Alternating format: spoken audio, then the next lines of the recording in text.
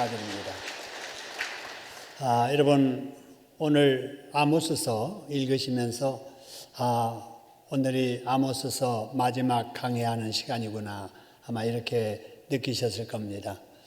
우리가 성경을 이렇게 정해서 1장부터 한 단원씩 매 시간 이렇게 말씀을 나누어서 끝까지 마친다라고 하는 것은 대단히 귀한 일입니다. 성경 본문을 여기저기 필요에 따라서 선택하다 보면 평생 한 번도 설교 말씀으로 이렇게 들을 수 있는 기회가 없을 수도 있는데 성경을 이렇게 딱 정해서 1장부터 마지막 장, 마지막 절까지 하나도 빼지 않고 다 이렇게 나눌 수 있다는 것은 대단히 귀한 일이지요. 지금 수요일 날이기 때문에 우리가 이 구약의 아모스서를 다루고 있는데 수요일 날 구약을 다루기 때문에 주일 날은 신약을 다루는 게 좋겠다 해서 지금 마태복음 강해를 하고 있는 거지요. 이렇게 하는 이유는 우리의 신앙의 균형을 위해서 그러는 거지요. 구약 성경만 계속 이렇게 읽고 설교하는 교회들도 있습니다. 어떤 교회는 요한계시록만 가지고 계속 이렇게 설교하는 데도 있고 어떤 곳은 또 신약만 이렇게 치중하는 것도 있지요. 이제 균형이 이제 좀 무너질 위험이 있는 거지요.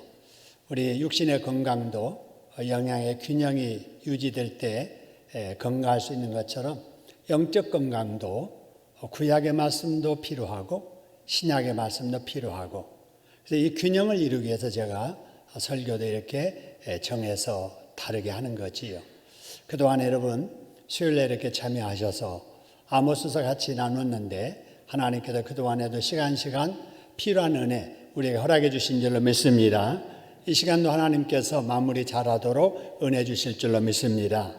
아모스서 전체를 우리가 이렇게 보면은요, 전체의 주제는 심판에 대한 경고입니다. 하나님께서 심판을 경고하시는데 그 경고하시는 대상이 그 당시 이스라엘의 주변 6나라 그리고 이스라엘까지 합쳐서 이렇게 하나님께서 심판을 경고하시지요. 이스라엘의 주변의 나라들은 여기 나와 있는 대로 아람, 그 다음에 블레셋, 베니게, 에돔, 암몬, 모압이었고요.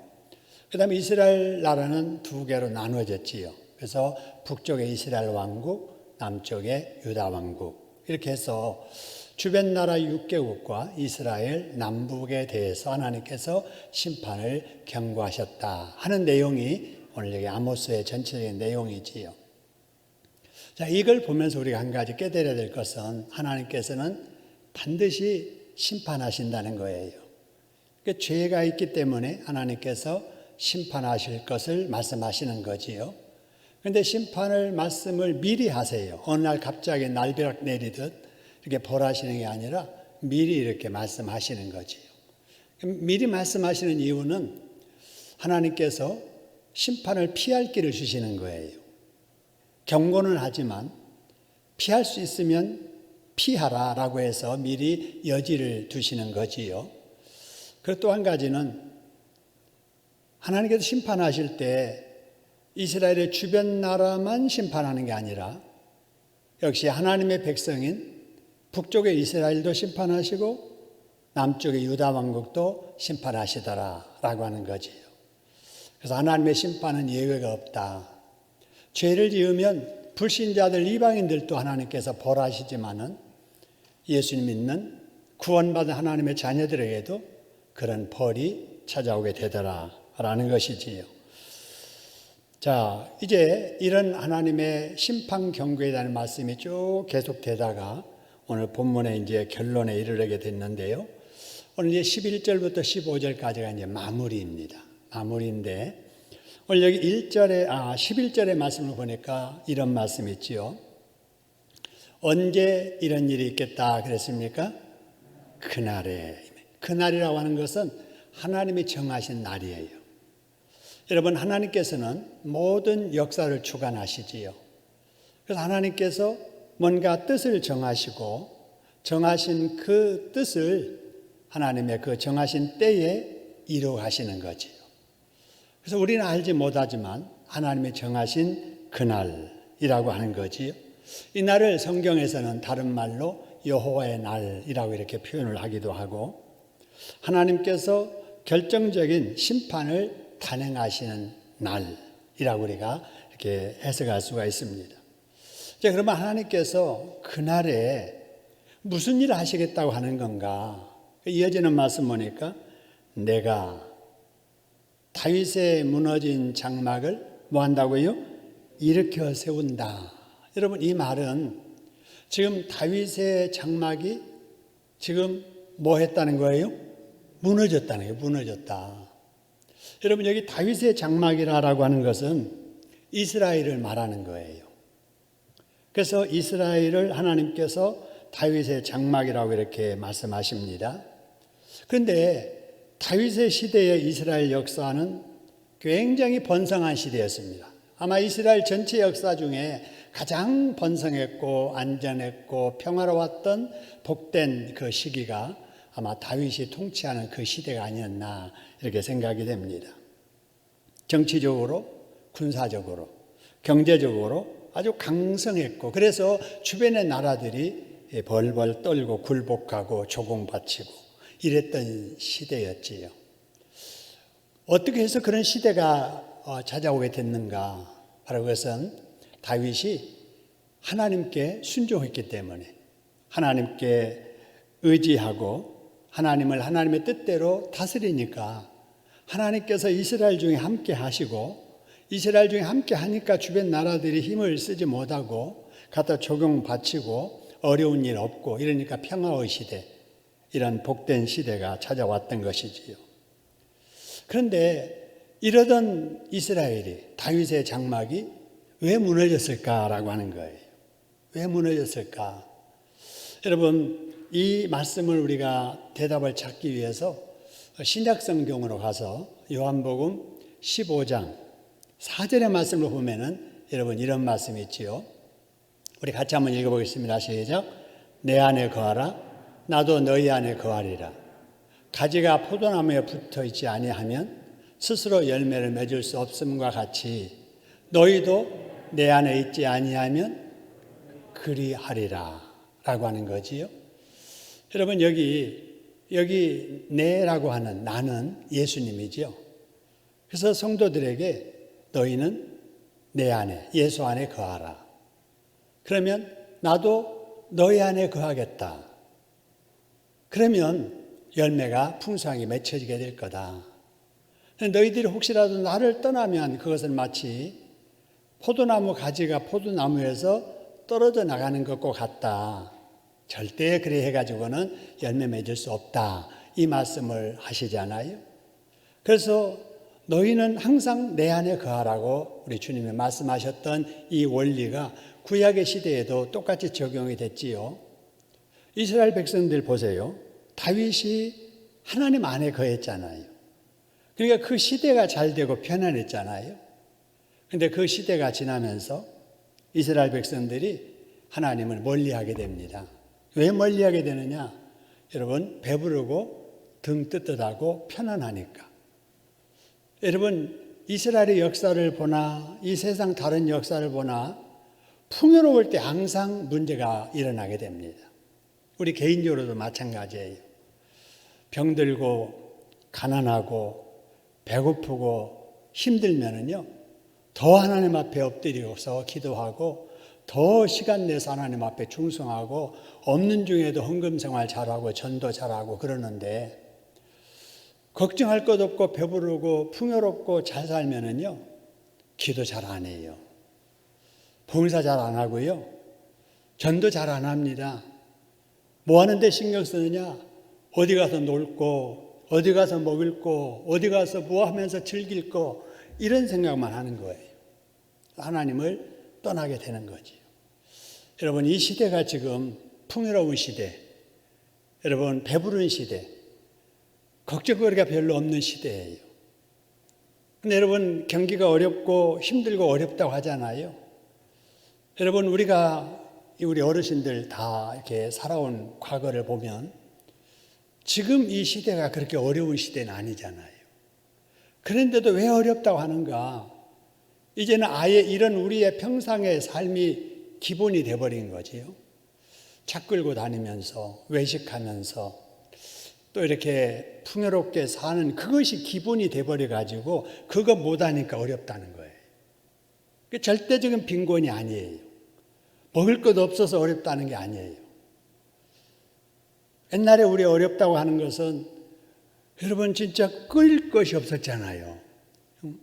제가 시골에서 사촌 누나 도남동에 살아가지고요. 중학교 때 한 번 왔는데 매형이 이북에서 오셔서 아무 가족 없이 누나 만나가지고 가정 이루어서 삼남매 나와서 살던 그런 가정입니다. 도남동 여러분 그 산 꼭대기 거의 꼭대기에 룻방이라고 하나요? 룻비라고 하나요? 그런 그 이렇게 판자 이렇게 얹어놓고 거기에 뭐 기름 있는 그 어떤 천 같은 거 이렇게 덮어놓고 그 밑에서 움막 비슷한 집 그렇게 이제 살던 그런 집인데 아침에 일 가시는 거예요. 뭐 일 갈 때는 벌써 양식이 하나도 없는 거예요. 아침 밥에 먹던 그 밥만 좀 남아있고 그 다음에 밥을 할 쌀이 없는 거예요. 연탄을 가려야 되는데 연탄이 없는 거예요. 그래가지고 매형이 아침에 가서 일 가서 올 때 쌀 한 봉지 여기다 끼고 연탄 4개 이렇게 끼워가지고 콩나물 한 봉지 사가지고 집에 오는 거예요. 그럼 부자 된 기분이에요. 그래가지고 그걸로 밥에 먹고 또 방 데피고 그래도 웃으면서 기쁘게 행복하게 살았거든요. 여러분 그런 시대에 비슷하게 우리 다 그렇게 살았잖아요. 여러분 우리 그럴 때 한국교회가 부흥했습니다. 기도원마다 꽉꽉 찼고요. 북한산에서 여러분 하늘산에서 주여를 외치는 기도 소리가 끊어지지 않았습니다. 새벽 기도를 드리는 교회마다 기도 소리가 끊어지지 않았었지요. 배고팠고 힘들었던 시대에 영성으로는 끼어 있었던 거고 하나님은 더 가까이 했었던 거지요. 그때 하나님께서 우리와 함께 하셔서 그 어려움을 이기게 하시고 지금 배고픔을 모르는 보릿고개를 모르는 시대에 평화롭게 살고 있잖아요. 여러분 우리라도 그때를 기억하니까 평화롭고 걱정 없고 배부르고 등 뜨뜻할 때 더 열심히 하나님 앞에 기도해야 될 줄로 믿습니다. 우리가 기도해야 돼요. 우리 다음 세대가 우리와 다른 세대가 되지 아니하도록 신앙 잘 대물림할 수 있도록 해야 되고 우리 자녀들을 믿음으로 잘 키워야 되고 여러분 그래야 될 텐데 요즘은 참 그런 일들이 잘 이루어지지 않고 가정마다 자녀가 부모님의 그 신앙을 대물림 과연 할 수 있을까 이렇게 생각하면은 밝아 보이지 않는 이런 가정들이 많이 있잖아요. 여러분 과거 이스라엘이 그랬다는 거예요. 등 뜨뜻하고 배부르고 편안하니까 하나님을 떠난 거예요. 여러분 하나님을 떠나니까 하나님께서도 이스라엘 백성들을 떠납니다. 하나님은요 우리가 가까이 하면 2걸음 가까이 오십니다. 그런데 우리가 등 돌리지 않아요? 하나님도 등 돌리세요. 여러분 우리가 이걸 꼭 기억해야 됩니다. 하나님께서 이스라엘을 떠나신 거예요. 여러분 하나님을 떠난 이스라엘이 어떻게 됐는가? 여러분 아무리 좋은 집을 지어놔도요 그 집에 사람 살지 않고 떠나면은요 그 집 한 2, 3년 가서 다 여러분 다 무너지게 되잖아요. 저의 시골집이 우리 동네에서 제일 크고 좋았거든요. 그런데 다 나오게 되니까 동네에서 제일 좋은 집인데도 사람이 없으니까 어쩌다 한번 가보면은 헛간 같고 가서 그냥 뭐 잠시라도 이렇게 정리해 놓고 와서 그 이듬해 가면은 더 형편없고 그래서 나중에는 할 수 없어서 한 7년인가 이렇게 관리하다가 안 되겠다. 동네 아이들이 와서 장난치고 오히려 이웃들이 이 빈집 때문에 걱정하니까 차라리 없애는 게 좋겠다 해서 없앴습니다. 아무리 좋은 집도 사람이 그 안에 살지 않으면 집이 여러분 쇠락하고 무너지는 것처럼 이스라엘 백성들 하나님 떠나니까 그 집이 이스라엘이 장막 구실을 못하고 무너져 버린 거예요. 여러분 그런데 이 무너진 다윗의 장막 이스라엘을 하나님께서 다시 뭐 하시겠다고요? 일으켜 주시겠다는 겁니다. 할렐루야. 우리 하나님은 회복케 하시는 하나님이십니다. 할렐루야. 우리 하나님은 치유하시는 하나님이십니다. 할렐루야. 하나님께서는 치유해 주신다. 여러분, 이 말씀이 나중에 하나님께서 어떻게 이제 이루어 주시냐면요, 이스라엘 백성들이 나라 무너지니까, 장막 무너지니까 바벨론으로 다 포로되어서 끌려갔습니다. 근데 하나님께서 이스라엘 백성들을 바벨론에서 돌아오게 하십니다. 근데 때가 언제냐면요, 포로로 잡혀간 지 70년 만에 돌아오게 되는 거예요. 그러니까 죄를 지어서 하나님께서 그들을 떠나셨고 그 결과 장막이 무너졌으면, 깨달았으면 포로 안 되지요. 나라 망해가지고 포로로 갔더라면, 바로 회개했더라면 또 하나님께서 회복을 바로 시켜줬을 텐데, 이스라엘 백성들이 회복하는 바로 회개의 기간이 70년이 지났더라 하는 거예요.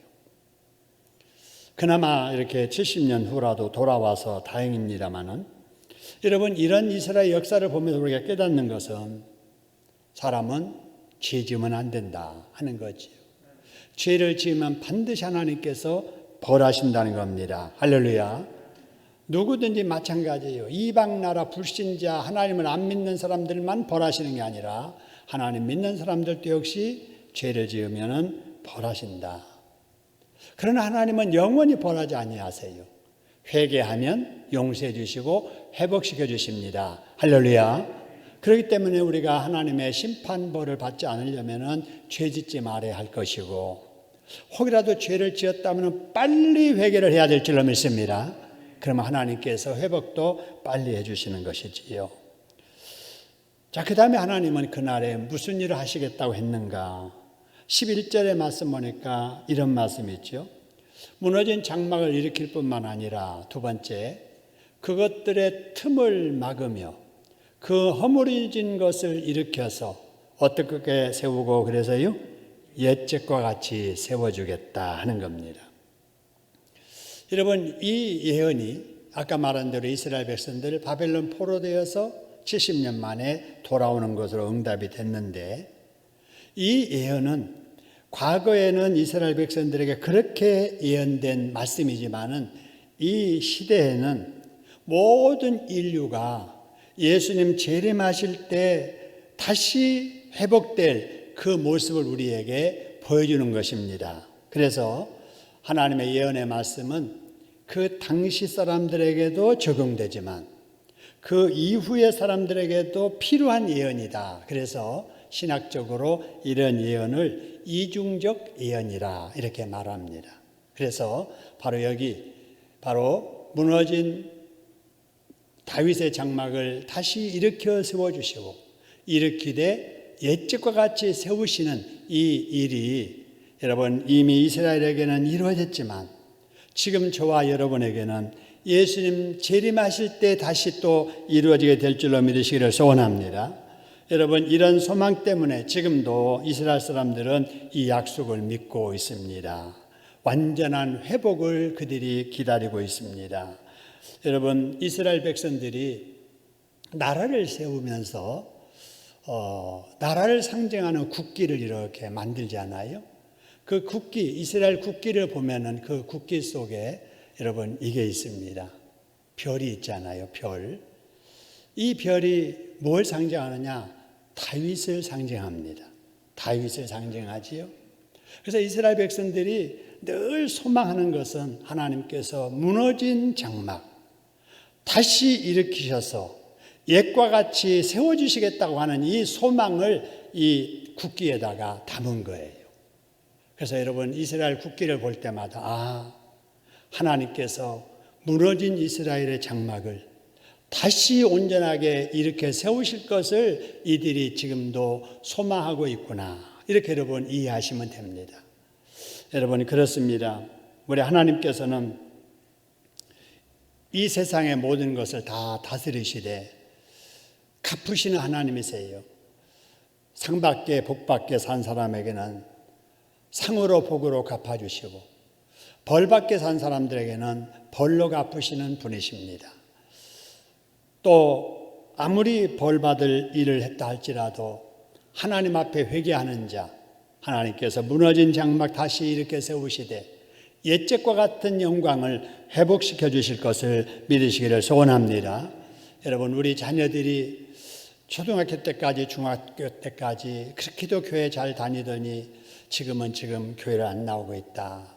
여러분, 이런 부모님들 계실 거예요. 그래서 늘 자녀들이 돌아오기를 여러분 기도하시는데 오늘 이 말씀을 기억하세요. 우리 자녀들의 신앙 다윗의 장막처럼 무너졌지만 우리 예수님은, 우리 하나님은 반드시 그 무너진 장막 옛적처럼 다시 세워주실 줄로 믿습니다. 여기에 소망을 두고 기도하면 회복의 하나님께서 여러분의 자녀들의 신앙도 회복시켜 주실 줄로 믿으시기를 소원합니다. 우리 신앙도 마찬가지예요. 회복해 하시는 우리 하나님의 은혜를 우리는 기대하고 소망합니다. 그 다음에 12절입니다.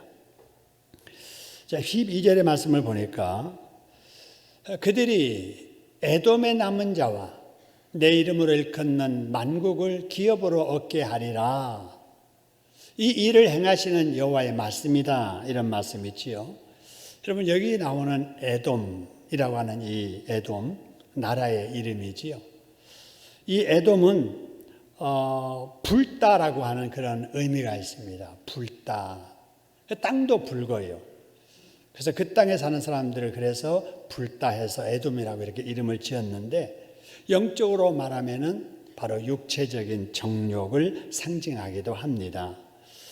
여러분, 그런데 그들이 에돔의 남은 자, 그러니까 이스라엘 백성들이 회복되면서 에돔의 남은 자, 내 이름으로 일컫는 만국을 기업으로 얻게 되리라 라고 하는 거, 여러분, 이거는 하나님께서 회복해 하실 때 주변의 나라들까지도 다 하나님의 백성 되는 축복을 허락해 주시겠다는 말씀입니다. 여러분, 그래서 이스라엘 백성들이 여러분 자기들의 회복, 그 다음에 이방들의 회복까지라도 기대하고 있는 것이지요. 우리도 마찬가지예요.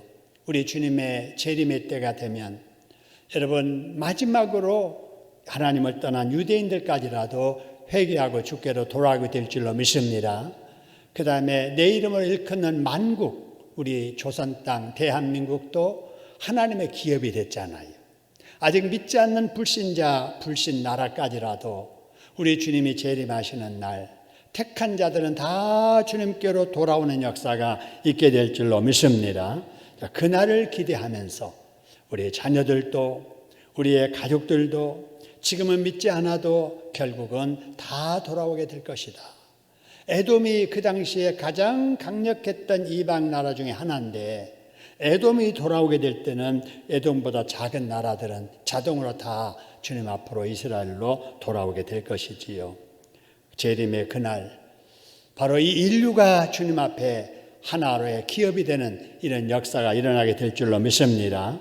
자, 하나님께서 그날에 하실 일이 13절에 또 나옵니다. 13절의 말씀을 보니까 보라, 날이 이를지라. 이제 그날이 올 것이다. 그러면 그때에는 어떤 일이 있게 될 것인가? 파종하는 자가 곡식 추수하는 자의 뒤를 잇고 포도를 밟는 자가 씨 뿌린 자의 뒤를 잇겠다.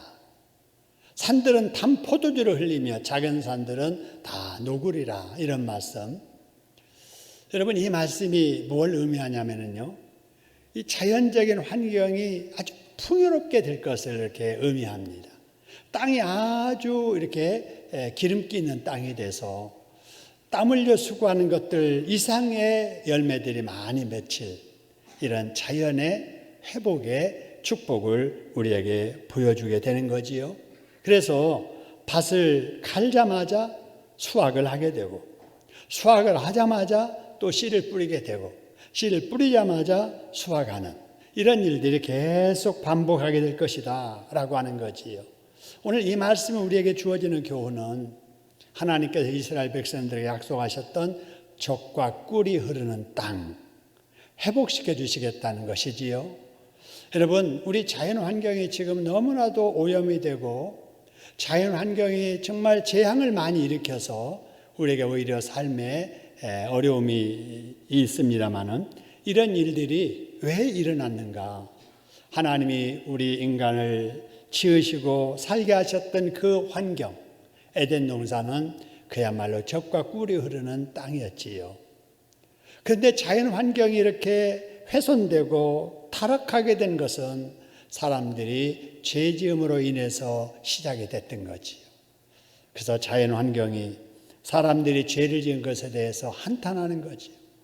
어서 좋기 주님이 재림하셔서 이 죄로 타락한 인간들에게 이렇게 악용당하고 이렇게 훼손되는 이런 일에서 해방되기를 자연히 탄식하고 있단 말이지요. 우리 주님께서는, 우리 하나님께서는 때가 되면은 하나님의 나라만 회복시키는 게 아니고 하나님의 사람들만 회복시키는 게 아니라 하나님이 사람을 위해서 지으셨던 자연 환경까지라도 회복되게 될 줄로 믿으시기를 소원합니다. 자, 그래서 우리가 그날을 사모하게 되는 거지요. 회복의 은혜를 우리가 사모하면서 또 순간순간 우리의 회복의 은혜를 경험케 하시는 이 은혜 속에서 살아가는 저와 여러분들 될 수 있기를 소원합니다. 그 다음에 이제 14절입니다. 하나님께서 그날에 하실 일, 내가 내 백성 이스라엘이 사로잡힌 것을 돌이키리니 라는 말씀입니다. 여러분, 하나님께서 얼마나 하나님의 백성들을 사랑하십니까? 그런데 사로잡히게 놔두시는 거예요. 왜? 말 안 들으니까. 너 그렇게 말 안 들으니까 한번 고생 좀 해봐. 고생하는 대로 놔둔 거예요. 근데 여러분, 하나님께서는 이스라엘 백성들을 영원히 놔두시는 게 아니라는 거지요. 깨닫고 회개하게 하셔서 때가 되면은 다시 돌이키셔서 돌아오게 하신다라는 것입니다. 그래서 그들이 황폐한 성읍을 건축하게 하고 또 거기에 거주하며 포도원을 가꾸고 포도주를 마시며 가원들을 만들고 그 열매를 먹는 회복의 환경으로 축복해 주시겠다라는 것이지요. 근데 여러분, 여기서 중요한 것은 누가 이렇게 해주시겠다는 거냐 하는 거예요. 맨 앞에 보니까 누가 내 백성 이스라엘을 사로잡힌 것을 돌이킨다고 그래서요. 내가 그죠? 여러분, 우리 하나님이 이스라엘 백성들을 그렇게 돌이키게 해주실 줄로 믿으시기를 소원합니다. 근데 내가 그랬는데 여기서 내 백성 이스라엘인데 이 내 백성 이스라엘은 아무나 이스라엘 백성들 다가 아니에요. 어떤 이스라엘 백성들인가? 9절의 말씀 보니까 여러분 이런 말씀이 있었지요. 보라, 내가 명령하여 이스라엘 족속을 만국 중에서 뭐 하기를 그래서요? 체질하기를. 여러분, 채 아시죠? 채. 키라고 하기도 하는데 저는 이제 시골에서 채라고 그랬습니다. 여러분, 이 대나무로 이렇게 널찍하게 만들어 가지고 거기다가 이제 곡식 같은 거 올려놓고 이렇게 까분다고 그러잖아요. 까불면은 곡식이 쭉 올라왔다가 이렇게 까부는 그 바람, 또 자연적인 바람에 의해서 알곡들은 안으로 들어오고 쭈꺼기, 쭉정이나 먼지 같은 것들은 밖으로 다 나가고, 그죠? 채로 체질함 같이 하려니와 그랬습니다. 그러니까 하나님께서는 때가 되면 한 번씩 이렇게 체질하세요. 그 채 위에다가 사람들 올려놓고 막 이렇게 까부는 거예요. 체질을 하는 거예요. 그 체질하게 되면은 무슨 일이 일어나느냐? 알곡과 쭉정이가 이렇게 구분이 되는 거예요. 가만 놔둘 때는 섞여 있어서 뭐가 쭉정인지 알곡인지 겉으로 봐서는 잘 몰라요. 근데 채 위에 올려놓고 한번 이렇게 체질을 해보면 그게 싹 구분이 되는 거예요. 알곡은 안으로 자꾸 오는데 쭉정이는 밖으로 다 나가는 거예요. 보세요. 이렇게 하나님께서 시대마다 체질하세요. 뭘로 체질하시느냐? 지금 이 시대는요, 코로나 바이러스로 체질하고 계십니다. 여러분, 코로나 바이러스로 체질하신단 말이에요. 코로나 바이러스를 한국교회 거기다 올려놓고 한번 다 이렇게 까불어 보니까 여러분, 이단들이 어떤 교회인가 금방 나타나잖아요. 가장 먼저 나타났던 것이 신천지가 이단이라는 것이 가장 먼저 나타났잖아요. 그죠? 지혜롭고 어리석은 이란 그 교회 집단들이 어느 집단인가, 여러분, 이게 나타났잖아요. 계속해서. 교회 안에서도 마찬가지예요. 코로나19라고 하는 그걸 가지고 성도들 최후에 올려놓고 한번 이렇게 체질 한번 하니까 우수수 떨어지잖아요. 죽으면 죽으리라. 살아도 내가 주를 위해서 살고 죽어도 주를 위해서 살리라 하는 사람들은 코로나 상관없이 더 열심히 예배당 나오고 예배 출석하고 봉사하고 할 일 다 하는데, 평소에는 그럴 것 같았는데 코로나 한번 이렇게 불어닥치니까 난 안 나갈래. 코로나 걸리면 안 돼. 끝날 때까지 안 나갈 거야. 이러다가 아예 믿음까지 잃어버린 사람들 있잖아요. 어쩌면은 체질하면서 구분된 이런 사람이라고 말할 수도 있지 않을까. 조심스럽지만은. 그러나 여기서 여러분 중요한 것은 하나님께서는 어떤 사람을 이렇게 마지막 때까지 지켜주시고 보호해주시고 회복시켜주시고 돌이켜주시는가. 보세요. 체질하다가 그 한 모도 땅에 떨어지지 아니하게 한다고 그러세요? 알갱이. 알곡이에요, 알곡. 여러분, 이 알곡 신자를 뭐라고 하느냐? 남은 자라고 합니다. 여러분, 하나님께서는 이 시대마다 남은 자를 체질하여 여러분 구분하심을 믿으시기를 소원합니다. 저와 여러분이 어떤 여러분 채로 체질을 해도 여러분 하나님 안에 주님의 품 안에 자꾸 이렇게 안기는 우리가 돼야 되지. 세상의 유행의 바람에 여러분 이렇게 그냥 날려가지고 이 채 밖으로 떨어지는 사람이 되면은 절대 안 된다고 말입니다. 하나님 어느 시대나 체질을 통해서 알갱이, 남은 자를 고르십니다. 그들에게 하나님께서 회복의 은혜를 허락해 주십니다. 여러분, 그러므로 우리는 시대가 악해질수록 절대로 유행 따라 신앙생활을 하면 안 됩니다. 할렐루야. 우리의 어떤 겉모습은 유행 따라 할 수도 있어요. 그죠? 머리 모양, 유행 따라서 짧게 하니까 나도 짧게 해야지. 요새 머리가 또 긴 머리가 유행한데, 그럴 수 있지요.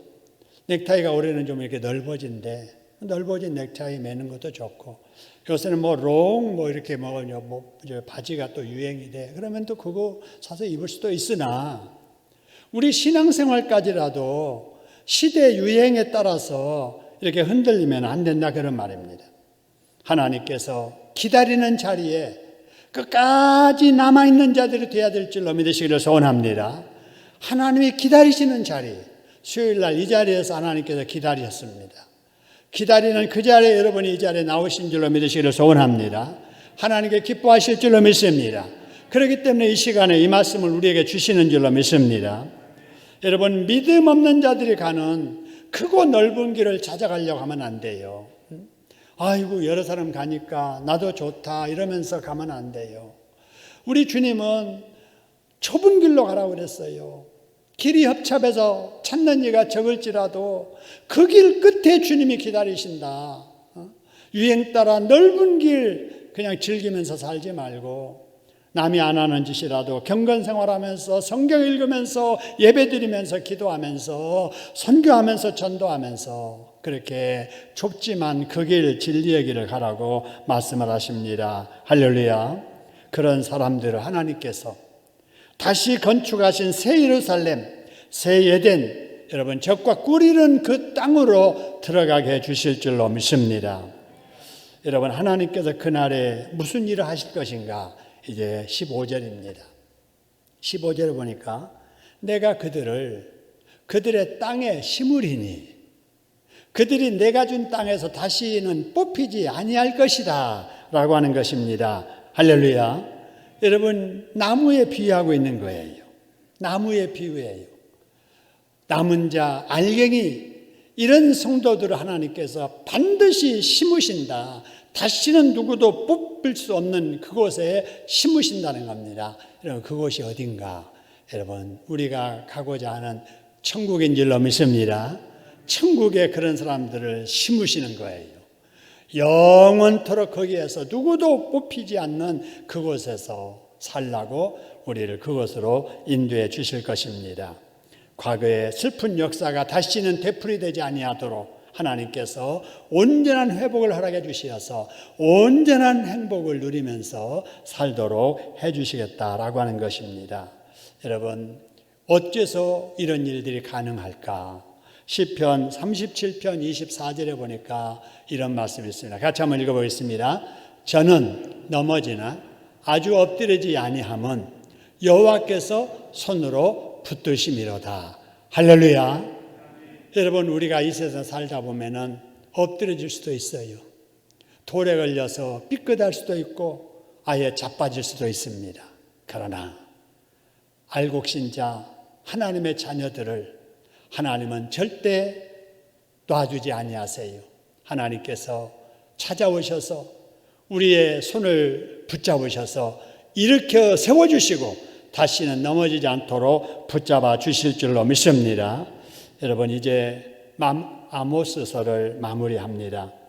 여러분, 이렇게 아모스서는 하나님의 심판으로 시작했다가 하나님의 회복으로 맞춰지게 됩니다. 해피 엔딩 하는 거지요. 여러분, 이처럼 우리 하나님은 죄에 대해서 심판하시는 분이시다. 의에 대해서 복으로 갚아주시는 분이십니다. 할렐루야. 우리 실수하고 잘못할 수도 있어요. 잘못했을지라도 회복시켜 주신 하나님, 회개하는 자 하나님께서 반드시 용서해 주시고 회복시켜 주시는 하나님이십니다. 할렐루야. 우리는 이 땅에 살면서 언제나 기억해야 될 것이 남은 자가 돼야 되겠다. 다 떠나도 사명의 그 자리를 지키는 사람, 다 관심 없어도 하나님이 기다리는 그 자리를 찾아오는 사람, 하나님은 그들과 함께 주신 줄로 믿으시기를 소원합니다. 여러분, 우리는 늘 이 땅에 살면서 성경 중심한 신앙생활을 해야 되고 우리 속에 계신 예수님의 영, 성령에 이끌리는 삶을 살아야 됩니다. 여러분, 그래서 날마다 회복해 하시는 하나님의 은혜 누리며 살다가 영원한 그 나라에 가서 누구도 뽑히지 않는 영생복락의 축복을 누리시기를 주님의 이름으로 축원합니다.